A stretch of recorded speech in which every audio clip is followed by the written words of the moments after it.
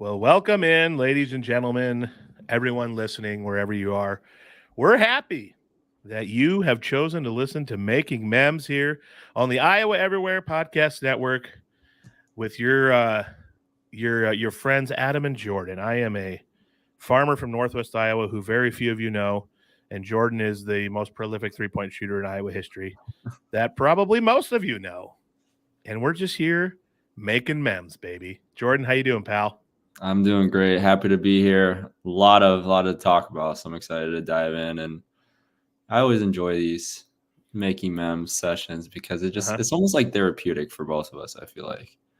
It is. And I tell you what, I love doing morning pods. I have another podcast, not with morning people. I can't convince my friends to do it in the morning, but I love getting to drink my coffee here in the morning. And I'm a cheery morning person. I'm up at 5, bouncing around, hyped for the day. And can't think of a better way to start a day than drinking coffee with my pal Jordan. You know, it's funny. I don't know if we talked about this before, but back in high school, actually going into middle school, it was about 7th, 8th grade. I started doing this, Adam. I'd get up at like 4:30 in the morning and get a workout in and shoot baskets and get my 500 makes in for the day. I always say that before anyone gets out of bed, I'll get my 500 makes in. So I was like the biggest morning person ever. And then like high school hit, and I kid you not, this is so funny. It was about sophomore year. Yeah, it was probably around sophomore, junior year. Something must have just hit me because I would get to like second block, and we call them blocks. So there'd be 2 periods in a block in high school. So I get to second block around like 11:45, and I had AP psychology. It would have been junior year. I took AP psychology my junior year, and I would be falling asleep in that class, Adam, while she's talking. And I'm not joking. Not good.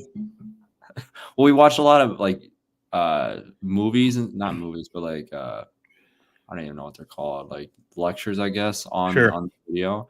So like I would always, and I was like the way back, so I'd not put my hood up, but I would like put my head down on the desk and look like I'm watching. And there was a day where it was almost like my intervention, you could say. There was a day where I jolt. You know how you like jolt out of your sleep, or sometimes when you're on the plane or something, and you're like freaking out. Yes. And you feel like everyone in the world is watching you. I had one of those moments around junior year in high school, and I was like, okay, maybe I just give myself a little extra at sleep. Maybe like get up at 5 instead of 4. Yeah. Maybe I don't have those moments. So yeah, it was probably I hit rock bottom, I guess is what I'm saying. Well, you have to have those moments. It's always darkest before the dawn. You have to have those moments so you can grow as a person and get better. True. Yeah. But I don't know. I just thought it was funny. I don't even know why I started talking about that. Did you have an exciting weekend? Yeah, Saturday could have went better, which we'll talk about here soon. But yep. Anytime I'm able to watch the Hawks with family, it was a fun weekend. I mean, I'm gonna miss having these Iowa football games. As I get older, I'm sure you're feeling the same way. Like as you get older and are a fan of a team, it's almost like kind of depressing when seasons come to end because there's just like you kind of look forward to watching a Saturday football game. So. Yeah, well, in between the seasons, we'll have this podcast to get us through, buddy. Yeah, and basketball coming up. Yes, sir. I was in Des Moines all weekend. I had my annual game weekend with my 4 best friends from high school. We do a big board game weekend for like 3-4 days every year. They care about the games more than I do, for sure. I like them, but my favorite part of the weekend is getting out of Elta and being able to eat all the good food in Des Moines. And where'd you eat at? Holy moly, did I eat too much food. We ate at a place called Maccabee's Deli, an Asian place called Thai Flavors. Got to hit up Cane's while you're in Des Moines. Love me some Raising Cane's. Went to a place called Main Street Cafe. A lot of food. Felt completely disgusting on my drive home Sunday morning. Felt like I was 600 pounds. Gross. And so I hit the gym hard yesterday to get back at it. But it was a good time. It's fun that you can make that time for each other. Yeah. I have a little hidden gem. I should have texted you to go here in Des Moines. Place is called La Mi. Next time you go you need to go for breakfast. I've heard it's great. Yes. I'd recommend going to the one in it's right across the street from all the high school off the interstate in Des Moines. Roosevelt. It's right across the street from Roosevelt High School. And it is, I'm not joking, dude. I've never had a better breakfast meal in I've had almost everything on the menu. It's like a French kind of bakery type it's literally a hidden gem in there, and it's unbelievable. The people, the owners, everyone is fantastic. The baked goods they have, oh my gosh. Woo! It's unreal. So next time you go there, you have to go. It's a must go if you're in Des Moines. Deal. I think that we just storm Williams' house. We do a live pod in his studio near Des Moines, and then we make him buy us breakfast there. Yeah, I'm down for that. Yeah. After what he did to me. Week is in full strength. I started. Are you a Christmas guy? I love this time of year so much. Christmas is my favorite holiday. It could not make me happier. I love Christmas so much. Well, it's great being, I don't know, some people might have a little different perspective. Maybe they don't like being around family. I know there's some people out there that are anti-gathering of family, but I agree. I like what I'm enjoying is seeing. So my nephew. So I have 2 nephews and a niece now. Mm-hmm. So what I'm enjoying is watching my nephews like take in Christmas. That's what I find enjoyment in. And like obviously I love it too, but we just spoil the heck out of them. We don't give gifts for our brothers or anyone of the adults. We just give everything to the kids. So, you guys do it how we do it. Yeah. Dude, my niece and nephew, watching them with the elf on the shelf is incredible. Watching them freak out when they come here to visit and they can't believe the elf made it from their home all the way to the farm. And so much fun to watch Christmas through little kids' eyes. We've never done elf on the shelf. Well, you got to do what's right for you. Yeah. But you won't regret it if you do it. It's weird because my girlfriend, they were big on that growing up. No, I've never experienced it, so I don't even. Oh, yeah. Well, check it out. Maybe talk about it as a fan. Maybe you can get into it. Okay.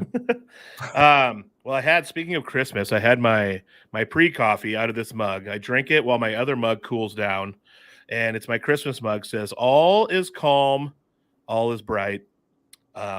Last night, all was not bright for your Iowa Hawkeyes. That was bad. That was maybe to be expected.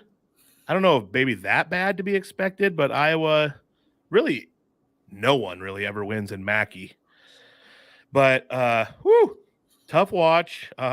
Maybe an eye-opening, hopefully good learning moment for the Hawks. Start us off, buddy. What was your take on the game last night? Well, there's a lot to take in. I know we touched on it a little bit last week and we were texting about it last night.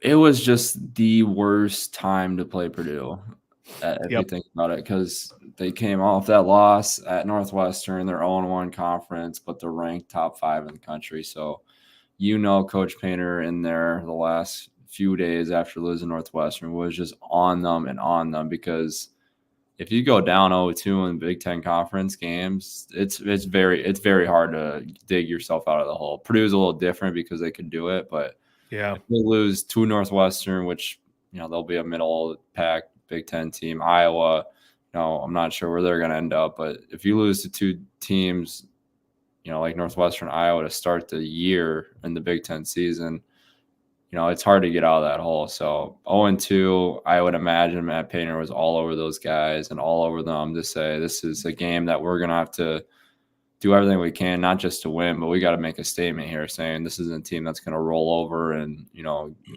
not put a foot down on the ground and keep moving forward. So I don't know. Obviously, the red flag was offensive rebounding. Just way too much that happened in the first half. It was brutal.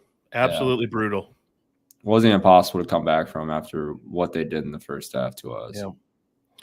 Yeah, Iowa, man, I was watching that game, and I just kept thinking over and over again, how in the world did this team lose to Northwestern? I mean, I know you have off nights and stuff, and it was on the road, but, I mean, Edey is just – I'm not sure there's a single team in the country who really matches up with them. Obviously, there's plenty of teams in the country who could beat them, but Edey is – that guy's unbelievable. And when you watch, like, a note I wrote down here, I think and you obviously can touch on this more. You have played the game for the Hawks and at a high level, but Iowa, their continuity and cohesion just doesn't seem rare. And I know they got a lot of young guys and this team's playing together, a lot of them for the first time. But you look at Purdue's ball movement, the way they're picking and popping, they can just sense when someone's going to be in the right place. And it's like they don't even have to look almost. They just know the guy's going to be there. And man, their cohesion and unity on their team compared to Iowa's, I mean, it was like night and day. At times, it didn't even look like the team should be on the same court. And I know, like, Iowa's young, so maybe that will come with just time together. But boy, that was a stark difference. One thing I noticed for sure. Yeah, and I don't want to be biased to the point guards, I guess you could say, for Iowa, but I just know I played that position for so long at Iowa. I know how you're supposed to run the point there. And don't get me wrong, DeSante and Brock are doing a phenomenal job because I think they're great players and they have done what they're been asked to do. However, they're going to have to be done more from them for Iowa to be successful this year because as you look, Payton Sandford was 3 for 10, 3 for 7 from 3. He pretty much got all his points at the end of the game, towards the end of the game. That's on the point guards. You see a guy that Payton, he's in, Ben too. I mean, he had a lot of his points towards the end of the game too. And it was 16, but the point guys got to get guys going. I mean, that's your job. If you see guys that are struggling to even get a shot off, it's your job to go out there and make shots for those guys. So Brock, DeSante, they got to come in and, they're not scoring guards. They got to be coming in and averaging their goal. Their goal each should be averaging about 4 to 6 assists per game. That should be their goal.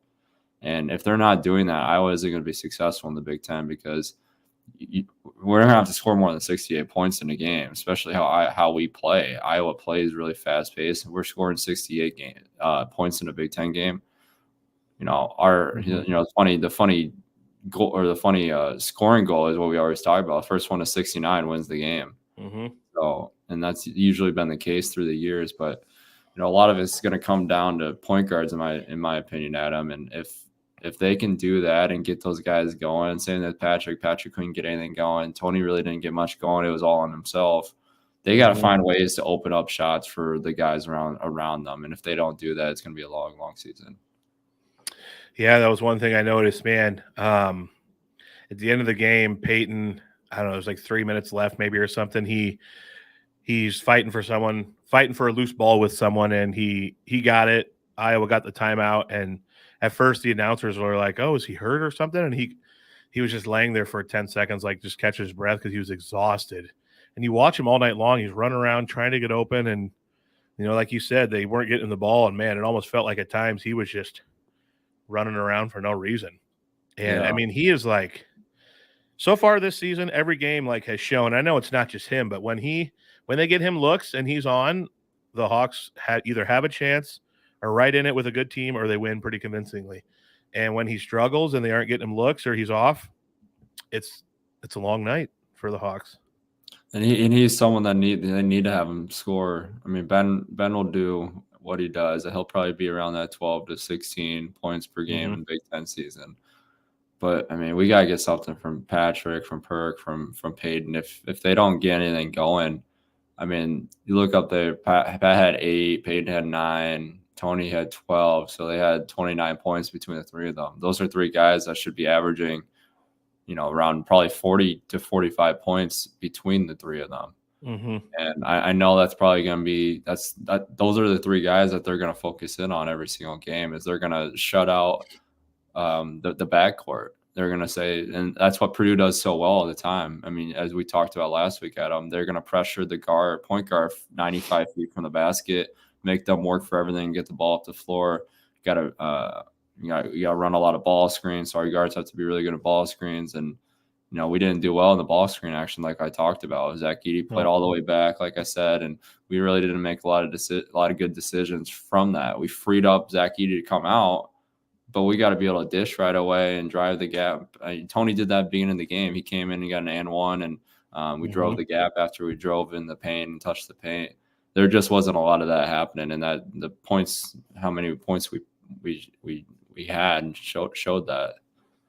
Yeah, man. There was I was hollering at my TV. There was times when Edey was coming out in the perimeter with Cricky or Freeman, and like those were the times when we got to like try to find a way to get to the hoop while he's not there, get aggressive, maybe an and one, or maybe draw a foul and make some free throws. And Pat, I'm not saying obviously you're always in the game and you care, but for some reason I just don't feel like he's being as aggressive as he has in the past. There was times when he had a guy, he's what is Pat, like 6'9"? Yeah, and he had a guy maybe 6'4", 6'5", either switched onto him or that's the height of the guy guarding him because he was our 3 for a lot of the times he was in there, and he had a guy on him, and I was like, back him down and score, Pat.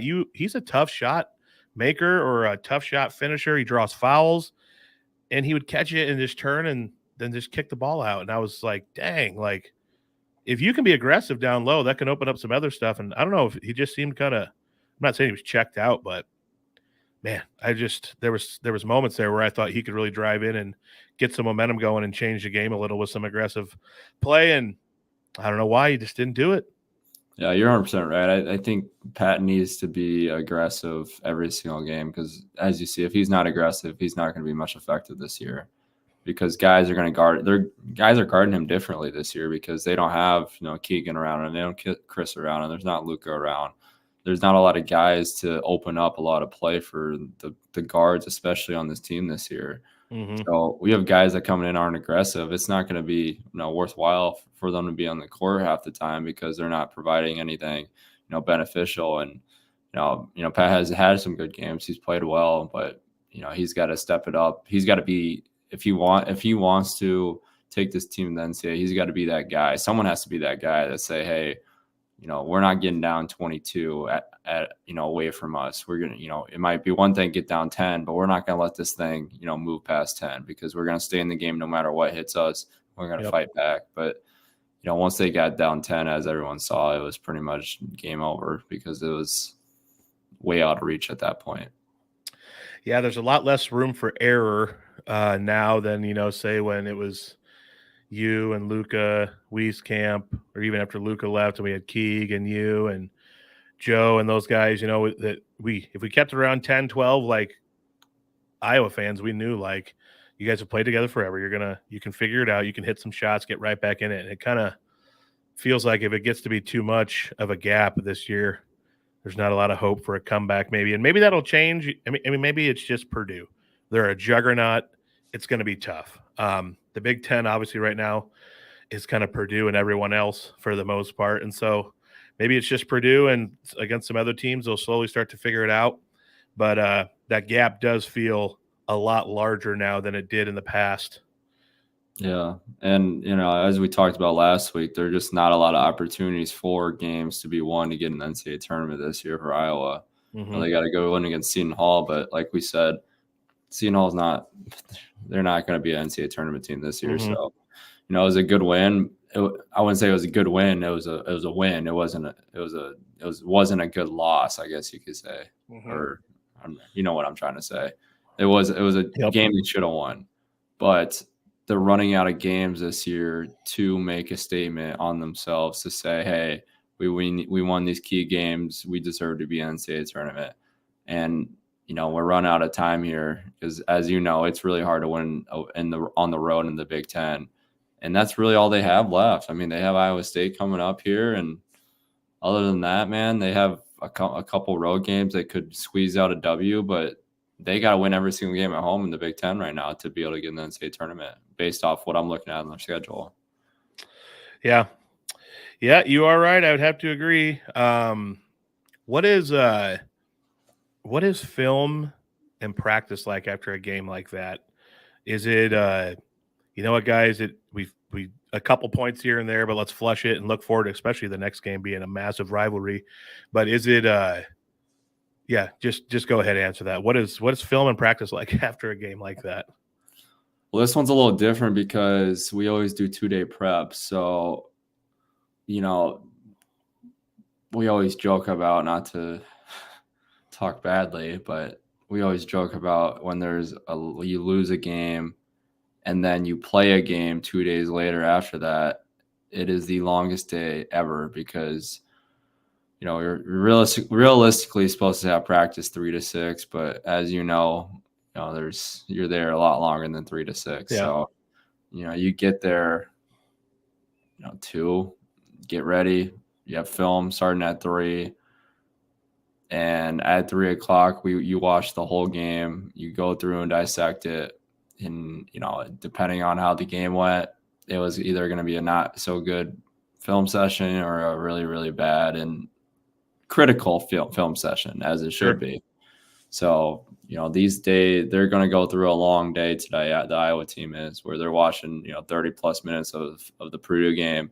They're going in and getting a lift in. After that, they're coming back, watching and introducing Iowa State before practice, going to practice, and then you either introduce before practice or after practice. They're probably going to introduce after practice. So there's a lot of film that's going to go on today, a lot of learning, a lot of rest for the guys. Probably not going to do much in practice, just going to get the feet under you, get some shots up, run a few, 5-on-5 contact drills, just get the feet under you, get back and, ready for the game on Thursday. But those 2-day preps, Adam, those are not fun because it is a long, long day that you're in Carver. Right on. Well, let's hope it can be a productive and leading into the Cyhawk game. Before we go on to that, and if you have any finishing thoughts about Purdue, we got to mention our friends at Channel Seed. We are coming to you from the Channel Seed studios. Busy time of year for probably a lot of the seedsmen out there. Post-harvest is you're having all your meetings with farmers and making your plans for the next year and everything like that. And so I'm sure there's a lot of Channel Seed guys out there. Hopefully a lot of them are listening to us right now while they're on their way to a farmer's house to make a not so small sale of seed. I'm probably sure it's not cheap. Seed's not cheap. I know from experience. But you know what? While they're going to some of those farmers' houses, maybe some of those farmers should look into getting a drone from Terraplex Ag. A wonderful sponsor of our show, Terraplex Ag. They specialize in drones, which is a wonderful new way to help with your farm, whether it's spreading cover crop, fertilizer, getting good aerial views of your fields to see maybe where you're lacking in some nutrients, or just having a drone to, I don't know, fly around and have fun with, hopefully not to creep on your neighbors with. Look at our friends at Terraplex. They got everything you need. They'll sit down, work with you, show you how it's done, and you'll have a great experience. So check out our friends at Terraplex Ag. Did you have any final thoughts on the Purdue game before we move to Cyhawk? I just want the guys to do well this year. I know I get critical at times, and I've even had hate thrown at me like, "Oh, you're out of the team, so you don't really care anymore. You just want something to do bad." I'm like, no. You're in a much tougher spot than I am. Yeah. I'm like, I want these guys to do really well. I know, people can hate on me all you want, but I know what it takes to win at that level and what Fran is asking those guys to do. And obviously that did not happen at Purdue. So, but the great thing is, as Fran always said, we got to turn the page and we have another opportunity on the horizon. I guarantee you that's one of the first words he's going to say before the Iowa State game. And, as we know, as we dive into this, Iowa and Iowa State games have always just felt different for some reason. And obviously the reason is being a rival game, but this game has always been meaning more for each team. Yeah, no doubt. Iowa State going to be looking for some revenge. Last year's result was a little shocking, I think, to say the least, for a lot of people. I think it was Connor and I don't think Chris played. I think it was Chris and Connor didn't play, if I remember right, and Iowa won by like 20-some. Chris didn't play. Yes. Connor played. Okay. So, yeah, Iowa State's going to be looking for some – I mean – I don't think years past really matters. I think that both teams just kind of always hate each other regardless, which you obviously know. But Iowa State, kind of a similar team to Iowa this year, a lot of ups and downs. They've had some leads that they blew, lost some games that they should have won. I think it's going to be a classic Cyhawk rivalry. I think it's going to be a really close game. I haven't seen the line yet, but my guess with some friends was Iowa State probably around like a 4.5 to 5 point favorite. Iowa State a lot more offensive this year, putting up 80, 90 points. Taman Lipsey leading the ship for them. Have you seen any highlights of this Momcilovic guy? A little bit, yeah. Yeah, he's a good player. He's fun to watch. He's a good shooter, very versatile. Takes like some off balance, one-footed, occasional quick shots, kind of like Dirk or Larry Bird did. Not saying he's going to be Dirk or Larry Bird. Calm down, people. But so in Iowa State, they're 4th in the country in steals, 5th overall defensive rating in the country right now still. So it's going to be a tough game for the Hawks, but I'm looking forward to watching it. What's your take on this game coming up? I'm excited to watch it just because I know what the atmosphere is going to be like. Iowa State hates Iowa. Iowa hates Iowa State. It's pretty simple. And when you go into this game, the freshmen a little different this class this year because there's a lot of Iowa guys, so they know what this rivalry means to the state. But there's also that effect of they haven't experienced it yet either. And my freshman year, we didn't play at Iowa State. We played at Iowa, but that was the Monte Morris, the Matt Thomas that year where they're really, really freaking good. Mm-hmm. But they're going to Iowa State their freshman year. And, we always talk about it being the eye opener for a lot of things. They had their eye opener for Purdue last night, what it was like playing in the Big Ten arenas. They've had the eye opener playing against Oklahoma, the first big time game this year. And now it's pretty much this last page they have to turn on what it means to play in an Iowa jersey. And what's that last page is that's playing in an Iowa State game. And it just, whether people like to hear it or not, it's the Super Bowl for each team. I mean, we always make that joke. The team that loses doesn't say it's the Super Bowl. The team that wins says it's the Super Bowl, basically. Yeah. So it's just how it is. Iowa State, no matter what they're showing on the stat board here. Yeah. I mean, you look down the line, like you said, they're averaging 83 a game. The thing I'm looking at before I get into that last straw, then I'll let you chime in here. Sure. The thing I see a lot is a team that struggles scoring offensively historically. Not saying they always do, but I would imagine Iowa's going to come out in a lot of pressing, a lot of zone. And right. I'm sure TJ knows that already because that's what we've done in the past because Iowa State has struggled to shoot the ball, in recent years. This year they only have about 2 guys. I mean, Lipsey can shoot from 3, but they really only have 2 guys that are, shooting kind of at a high clip from 3. They're not shooting a lot, but they kind of have a high clip from 3. So I would imagine they come out in zone and really push Iowa State to shoot from 3. And if Iowa State's able to hit a lot of threes this game, I think it's going to be really good news for Iowa State. But like I was trying to alluding to here, it really doesn't matter what you look up the stat board here for these games because you're going to have guys that take this as the biggest game in their entire life and they're going to go off for 30. It's just how these games work. It's just how those games go. But you can't predict any of this. Yeah. I think, and me too, I think people want to hear more about what you have to say. I would love if you could just take us through what it's like when you get off the bus, you're walking into Hilton, the locker room. Like, what's it like for an opposing team coming into this rivalry? Like, what was it like for you? Are fans waiting there for the other team to boo you and, give you some not so nice number 1 signs? When you come out of the locker room for shoot around and stuff, is it super, super hostile or is it not really crazy until game time? What do you think? I have my thoughts that it's maybe not so friendly. It's not a family environment. As it should, not a family environment. Yeah. That's a good way to put it.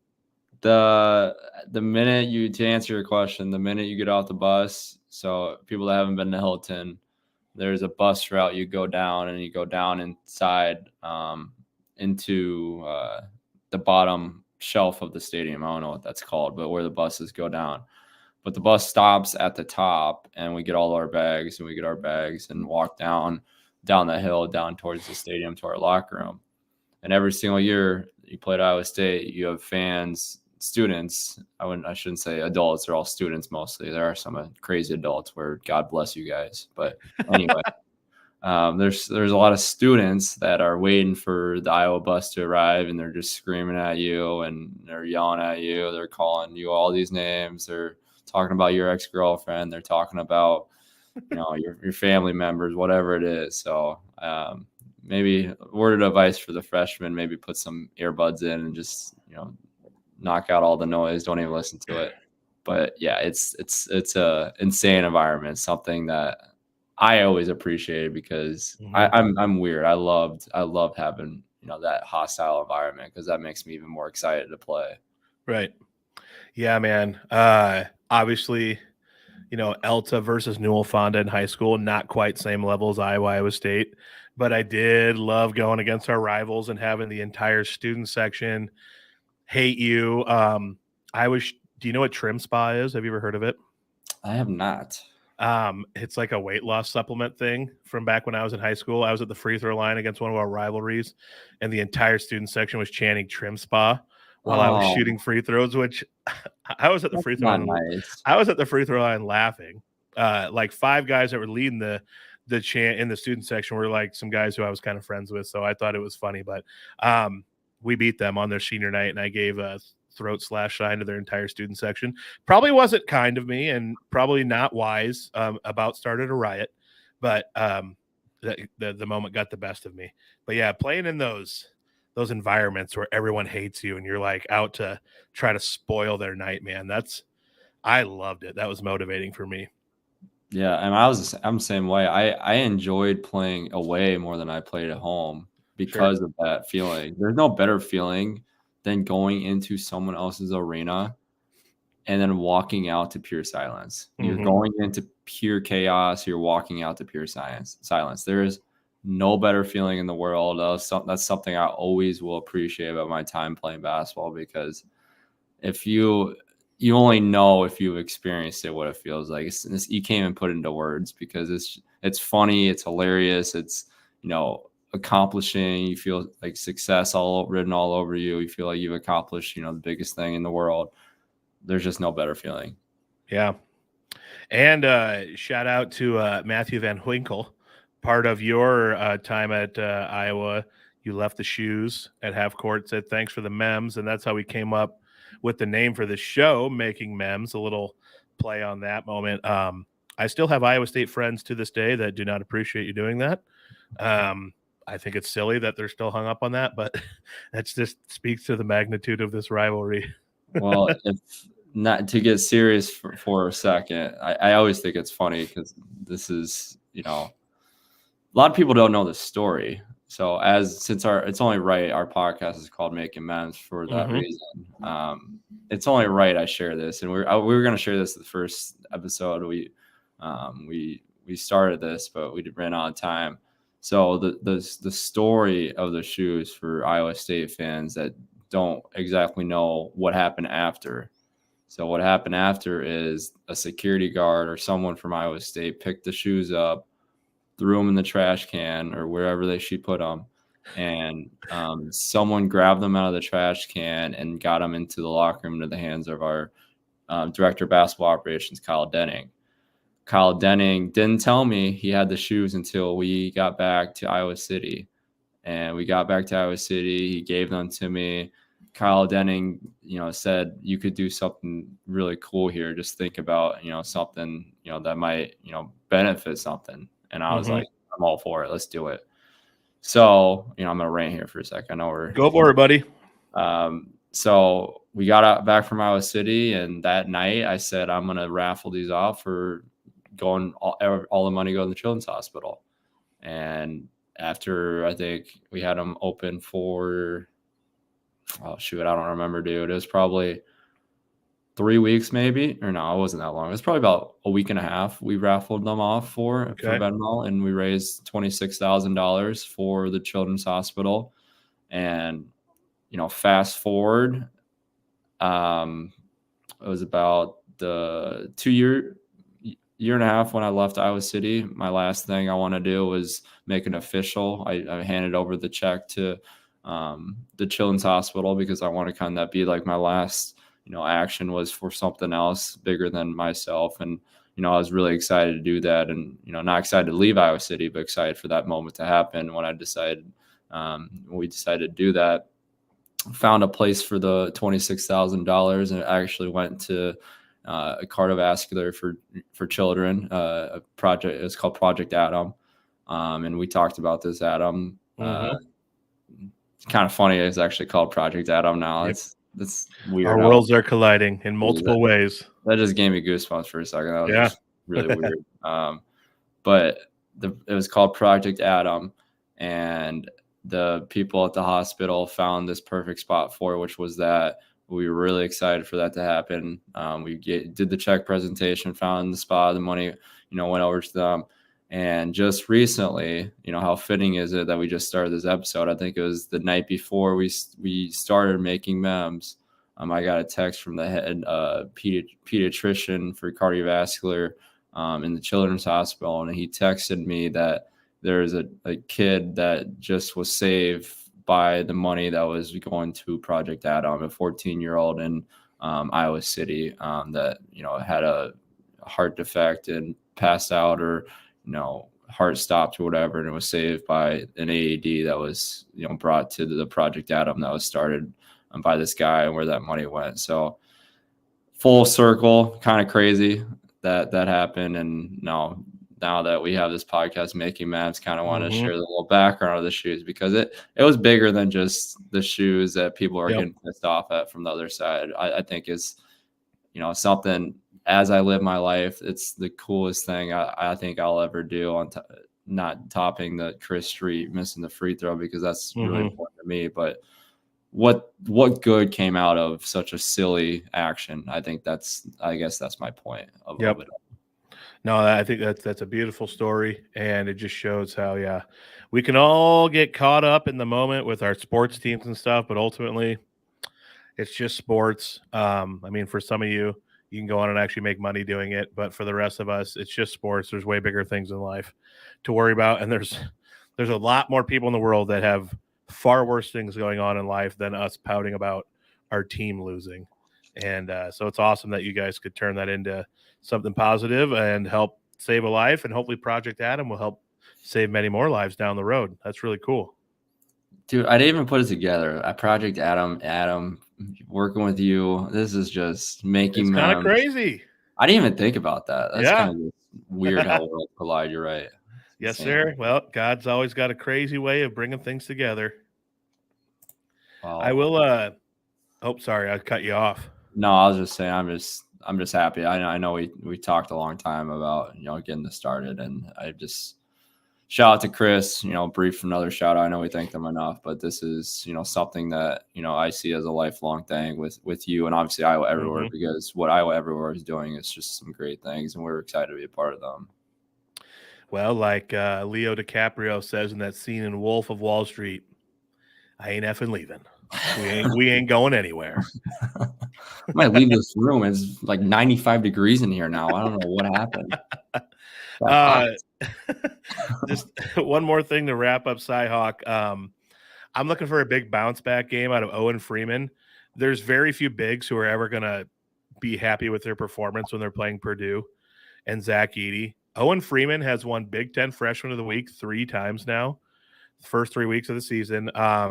Man, that guy is a stud. I think he's going to be an awesome player. I'm looking for a big bounce back game out of him. I know he's a freshman, and it is going to be a crazy – what's crazier, at Hilton or at Mackey? Oh, I mean, the fact – I didn't even think – I'm glad you brought that point up, because I didn't think about it. They went from – back-to-back wild environments. Yeah. I don't know, dude. I think –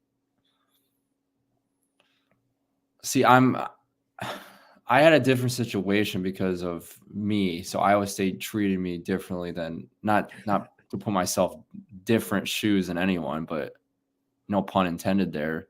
Well, dude, like I told you when you came on my podcast, the most hated person in basketball is always the opposing team's white 3-point shooter. Yeah. I swear. It is true. It's been true for years, and it'll be true for more years. Yeah, that's true. I don't know. Mackey and they're just different. I don't want to do a tie, but it might have to be. All right. Well, so it's going to be another crazy environment, but I do look for a big bounce back out of Owen Freeman, defensively and with some offensive stuff. I think my prediction for the next few years, 3-4 years, is that Freeman and Harding are going to become quite possibly two of the most hated Hawkeyes ever by Iowa State fans.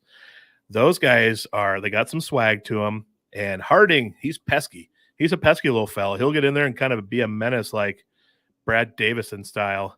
So I think he's going to have some big moments for us where the other team's fan base wants to just run on the court and punch him. And I look for those two to play really well together for many years, but I do think that they're going to become, which I love. I love a good hated duo, but I think Iowa State fans are going to end up hating them because they're going to have some awesome kind of swag filled big moments for the Hawks. Well, and these are big games for them. I know we keep touching on this, but these are big games for both of them Owen didn't have a good game against Edey. I mean, that was probably going to be given knowing the matchup he had to, endure. I mean, he had 2 fouls really quick, but Brock and Owen, they're going to have to take everything in these next, few weeks because life is going to hit them fast in the next 6 months. They're going to go from players that they're just coming in learning the system, and this year is more of just a building year, I think, for Iowa, like we talked about the first week. But man, life's going to hit them fast in 6 months where they're back at an Iowa City campus and they're working all year round to get to the point where they got to be the guys coming forward in the next few years because you're thrown into the fire as you see right away. These freshmen are thrown in the fire right away and they got to figure it out. And if you don't figure it out right away, normally those guys don't figure it out at all. Yep. So, all right, let's touch on just the national landscape quick of college basketball before we try to end this quick with football. Going into the year, I think most people probably thought Kansas is going to be the big, they're going to be the one, and they probably still are maybe the team that to beat, especially with Hunter Dickinson going there and stuff. But I don't know how much you've paid attention to the college basketball landscape so far early in the season. It's been crazy. There's been so many double-digit home favorites that have lost, ranked teams that have lost outright, not even covered the spread because it's been some bad nights gambling for me. And like Ole Miss loses at home to Southern the other day. There's been multiple double-digit home favorites that were ranked that lost outright to some group of 5 team. You got Kansas lost to Marquette, but then they bounced back and beat UConn. And then Marquette goes and loses to Wisconsin, which I know, huge rivalry game. I get it.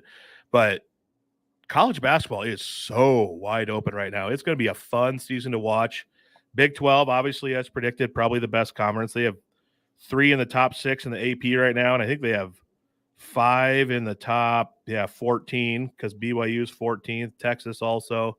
So Iowa State going to be a heck of a season for them in the Big 12. Big 10, obviously, like I mentioned, is just kind of Purdue and everyone else. I think the next highest ranked Big 10 team is Illinois at 20.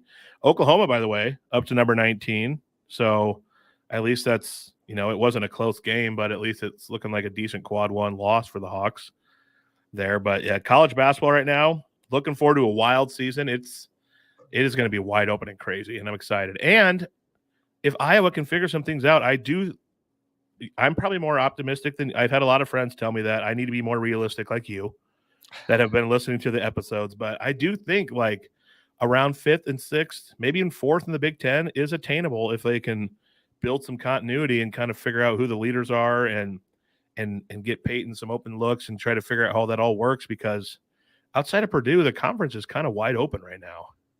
Yeah, I mean, it's just going to be a bizarre year. I think you're right. As overall landscape, the Big 12 is going to be the best conference this year. What I'm curious about is Houston, because this is their first year in the Big 12, how they're going to – I mean, I don't know. They're a really great team, really well coached. They always have some really great athletes. I'm just curious to see how they're going to do enduring the long Big 12 grind and see what the record's going to be at the end of the year. Yep. Also, I mean, Iowa has realistically a shot, not to keep touching Iowa, but they do have a realistic shot to get in the 4 to 6 range. I see them more in the 6 to 10 range, in my opinion. But sure, like you said, anything can happen if they run some wins here. They take care of home games alone. They'll be in the middle of the pack. Yep. One thing I am very excited for is Kelvin Sampson going back to Oklahoma for the first time in I don't know how many years, and it'll be the last time, the one and only time, because then Oklahoma's off to the SEC. But that guy, he got in trouble for something that is now legal. It was so minor at the time, the recruiting thing that happened. What he did is now completely legal for coaches to do, and he just got chastised, and I thought unfairly. And that guy can coach. He was awesome at Oklahoma. He's been awesome at Houston. Houston at Oklahoma. That's going to be wild. I'm excited to watch that game and his return there. Yeah, that's going to be great to see. It's just funny. This is going to be a little kind of off topic, but it's funny how you talk about that, of something he did legal and he got crucified for it. Mm-hmm. And then you look at a guy like Chris Beard, who allegedly happened with his significant other, and got fired and then got rehired the next year to coach at a big time Ole Miss school. Yep.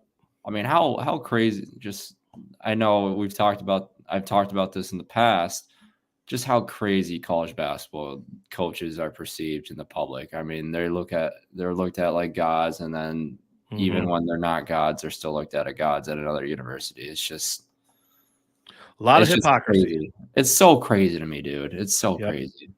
After everything they do I don't know. I'm not going to go down that topic because I have my ref accountability to close out here pretty soon. But. Oh, I'm very excited to hear it. All right, Saturday.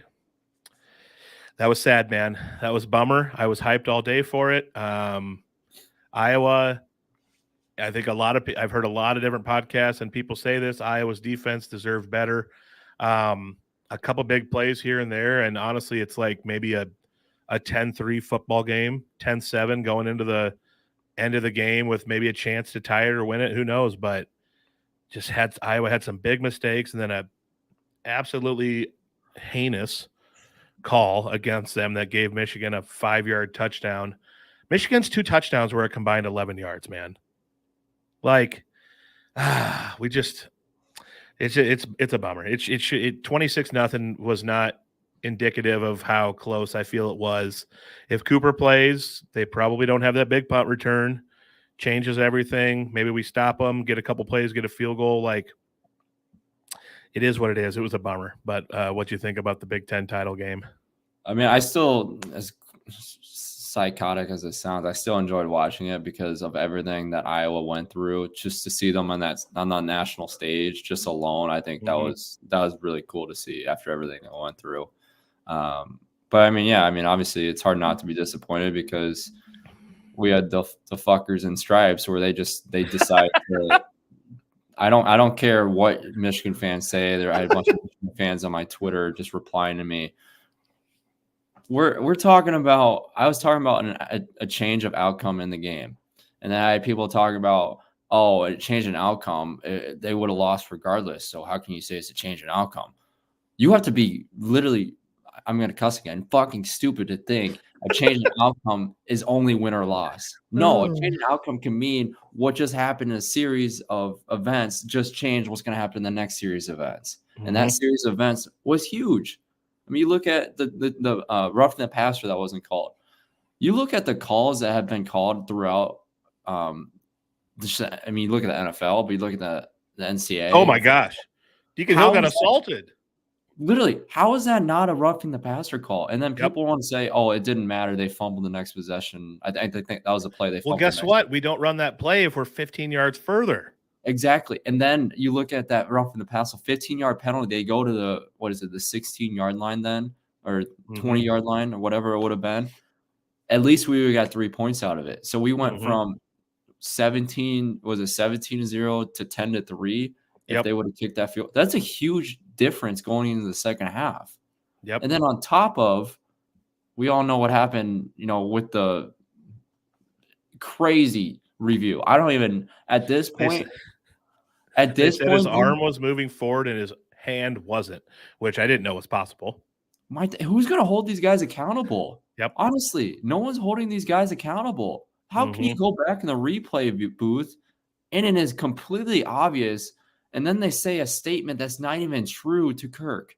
I mean, if I was Kirk, I would have got it fined in every single direction if I was on the press conference. I'm props to him for holding back as much as he has, because as much shit as they've been through with their team and coaching and, you know, the firing of Brian, for them to deal with what they had in the past with the Minnesota game being completely screwed over, which would have changed the directory if they would have won the Big Ten championship game. They would have been in the playoffs. I don't care what anyone says.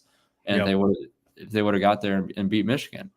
But however, because they have, if you look at it, Adam, there is basically 3 plays. Yes, you can say, oh, outcome it's just win or loss. They would have lost regardless.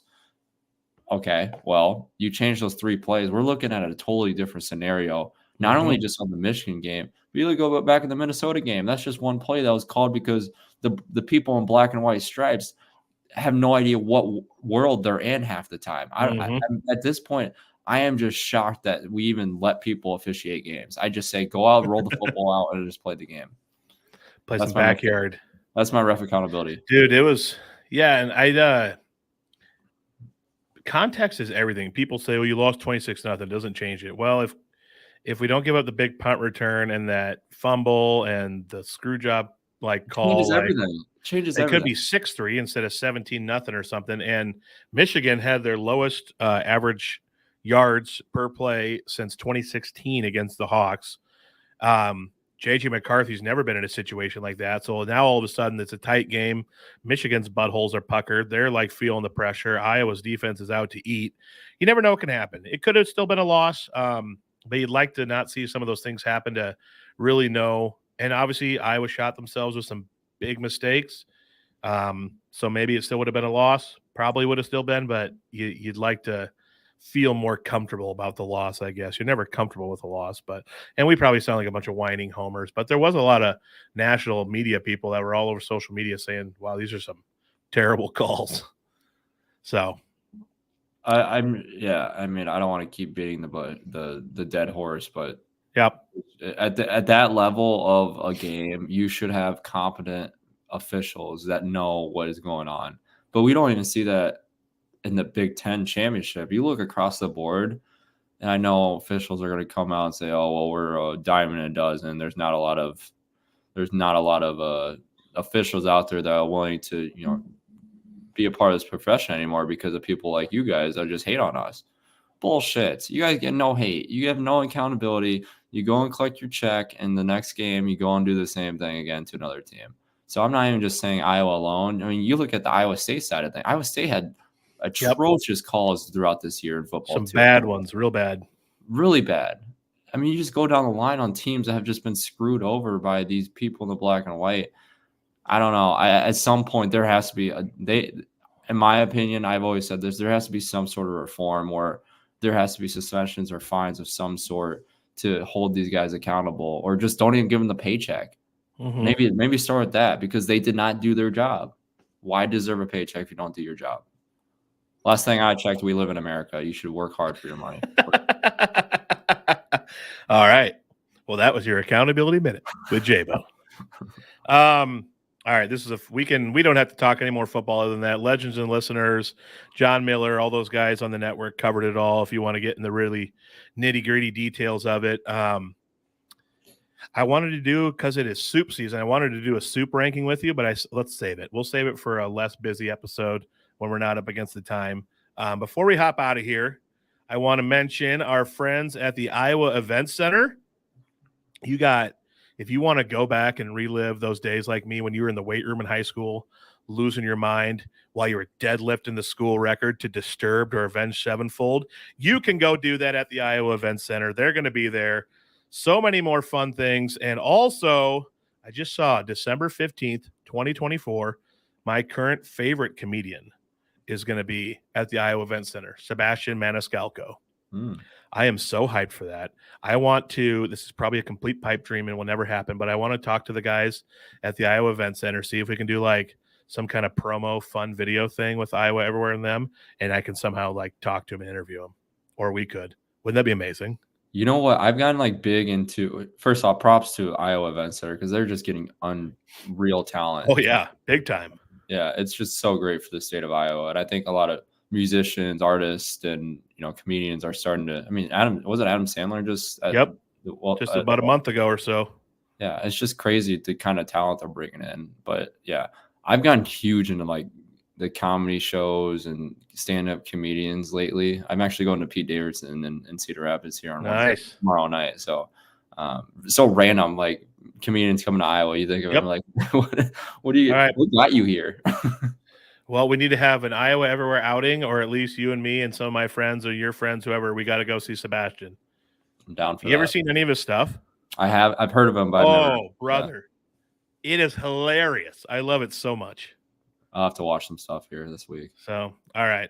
Well, go check out our friends at the Iowa Event Center. Also, check out Iowa Everywhere on social media. We got Facebook. We've got Instagram. We've got X. All my exes live on Twitter. That was terrible. You've got TikTok. Find us on Apple, Spotify, everywhere you get your podcasts, and also on YouTube, where our shows go live on there and stuff. Follow us all over social media. It's a good time. I feel like we bring some entertainment. I'm excited for our next episode. Hopefully we're talking about sorry, Williams. Sorry, Matt. Hopefully we're talking about a Hawkeye dub. And I'm excited for that game. It's going to be a big moment, a big fun one for the state. Always a fun one here at the network, so we can watch you and Williams and other people trash talk each other. It's a good time. Yeah, I think I went too far last night, but it's all right. He laughed, and so I don't. He didn't reply to me saying that if they lose, that he should grow Fu Manchu. So he must not want to do that. I think Williams would look great with his little fuzz up top and a Fu Manchu mustache. A little creepy. He's a little too old to do that. Yeah, maybe. Really too old. Really, really, really, really old. Oh man. All right. Well, that was fun. Go Hawks. Let's hope for a good game coming up. J-Bo, always appreciate your insight. I think I speak on behalf of all of the Joes out there that we like insight from people like you who maybe know a little more and have actually been in that situation. So appreciate that. And I just love making memes with you, buddy. Making memes is the best feeling in the world. All right. Well, Iowa Everywhere Nation, love you all. Thanks for listening, and we'll catch you next time on Making Memes.